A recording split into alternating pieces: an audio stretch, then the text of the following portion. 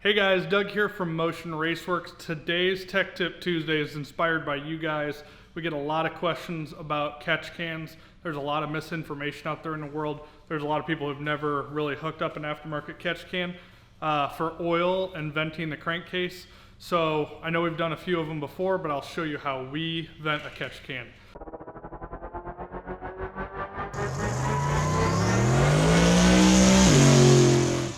We'll go for Andy's GTO here. It's going to make 12 or 1300 horsepower. As far as motor-wise, it's a 388 cubic inch LSX motor. It's going to turn about 8,000 or just a little under for RPM. Twin 67 millimeter turbos, will probably run 25 to 30 pounds of boost. Probably on the side of more powerful than a lot of people make, but a very representative of what we see often in our customer builds. So people want to know about sizing. This is going to have dual number 10 catch can fittings into a single catch can, and that's going to be more than sufficient for breathing the air out of this system. If you're not familiar with crankcase pressure, I'll drop a video in the description below. It's essentially the pressure that builds up underneath the piston and then it makes its way up to the head, so anywhere in the oil system. Ultimately, all we're trying to do is get rid of that. We're not trying to put it back in the engine because pressurized oily air going into the intake is going to put oil in the intake, and that can cause detonation, all kinds of issues. So all we're trying to do is put the air in here with a little bit of an oily discharge typically.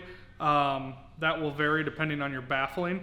And then we're trying to separate it inside the can so it sits at the bottom of the can, and then the pressure will actually get out of the filter. Even on my own personal Gen 5 LT engine Nova, which is just like an LS engine, it makes as much or more crankcase pressure.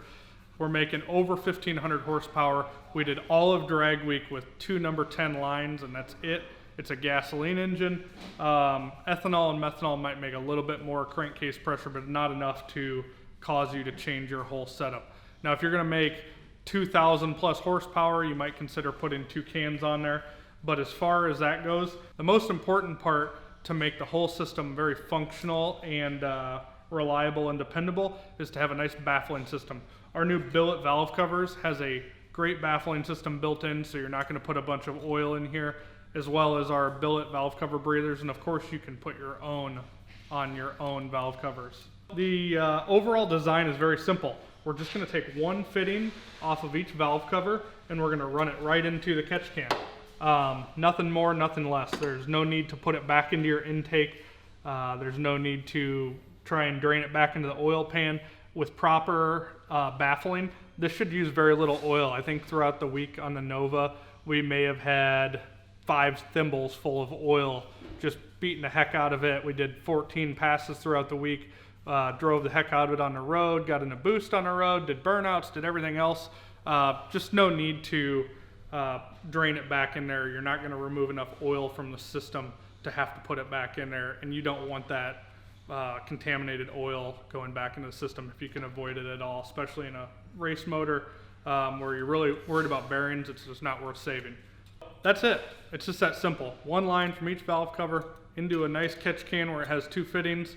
Of course, you can never over PCV the system. So if you have a methanol car or an ethanol car, you're welcome to put 2 big cans on it. It's never going to hurt anything. But for your typical 1,500, 1,300 horse and under gasoline powered LS engine, single catch can is going to be just plenty. Anyways, guys, thanks for tuning in. We will continue to do more education on all of this stuff. These are all principles that we've learned from building all of the cars we've built over the years. It's not just stuff we're shooting from the hip. We have a lot of experience in it, a lot of success, and all of our designs and our information come around what works and what doesn't work. Please don't forget to drop us a comment below and let us know what you would like to see on next week's Tech Tip Tuesday.